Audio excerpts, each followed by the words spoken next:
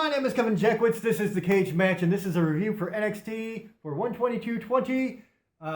Again, catching up on the latter part of the week's wrestling. I've been really busy. Back at it, though. You start out with Undisputed Era versus Grizzled Young Veterans. This is part of the Dusty Rhodes Classic Tag Team Tournament. And good match. Unexpectedly, Grizzled Young Veterans take the win. So clearly they're trying to push these guys, which is cool. It's always great to have a new team in here. Get some dudes. So, great way to start the show. Then you have a Shotzi Blackheart package where she's talking about, Shayna Baszler and their impending feud, apparently. And then you get Toni Storm versus Io Shirai. This was a good match, and I kind of wish they'd have finished it a little bit differently, but whatever. It was what it was. Can't have the same thing every time. Bianca Belair comes out and attacks Toni Storm. So Toni Storm gets the DQ win.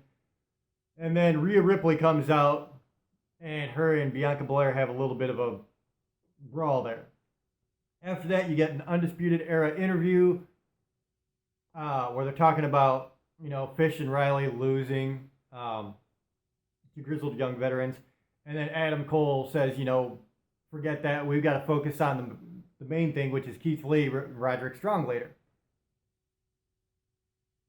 So after that, you get Finn Balor versus Joaquin Wilde. And this was basically a squash match. It really was. Finn Balor went over hard. A whole lot of offense. What can you say? I haven't seen enough of Joaquin Wilde to make an opinion yet, honestly. So I'll just have to wait and reserve judgment. Then you get a Shayna Baszler interview where she's talking about her match coming up with Shotzi Blackheart. Says she's going to get revenge for Shotzi throwing over the top rope last week. And then you get the match itself, Baszler versus Shotzi Blackheart. Good match, man. I liked it. It didn't blow me away, but it was entertaining enough. At the end of the day, you kind of knew Baszler was going to go over. That's exactly what happened. So no surprise there.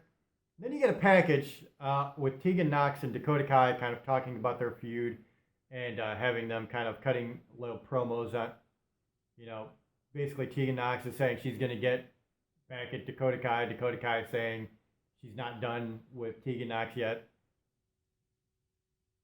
After that, you get an Angel Garcia interview where he's asking if there's any real competition in the Cruiserweight division. He doesn't see it. Nothing big there. And then you get Pete Dunne and Matt Riddle versus Eichner and Bartel from Imperium. Another really good match. Honestly, I feel like the Dusty Rhodes Classic Tag Team matches have been solid for sure. At the end of the day, Dunne and Riddle go over. And so it's going to be Pete Dunne and Matt Riddle versus Grizzled Young Veterans at the final. Then they have a little promo in the back where the Grizzled Young Veterans and the Bruiserweights are kind of, basically saying good luck next week, but we're coming, and, same shit as always is. Then you get Keith Lee versus Roderick Strong, and this was definitely the match of the night. Of course, I don't think there would be any question about that. Keith Lee, absolutely amazing, and I love Roderick Strong. He makes everything look amazing. So after a really, really good match, Keith Lee gets the win and is the new North American champion. And after that, you get a big brawl between Undisputed Era and Imperium. So I thought that was interesting. You got the two big factions now going head to head. And I think it was a good way to close the show. Overall, there were a couple of things that, were there, and that was fine. A couple of interviews that I didn't necessarily care about. Shotzi Blackheart, Angel Garcia, they were just kind of slot fillers. Finn Balor, Joaquin Wilde was kind of a squash match, but they started really strong. They had two really good tag team tournament matches, and Keith Lee versus Roderick Strong. So I'm going to give it a 7.5 out of 10. Just below AEW. AEW came out pretty strong, and I felt like they definitely had the stronger show this week. But this was still very good, very entertaining. So that's kind of where I'm at with it. Ladies and gentlemen, 7.5 out of 10. Let me know what you think in the comments. If you enjoyed this, hit the like button, subscribe, and share. My name is Kevin Jackwitz, Cage Nation, out.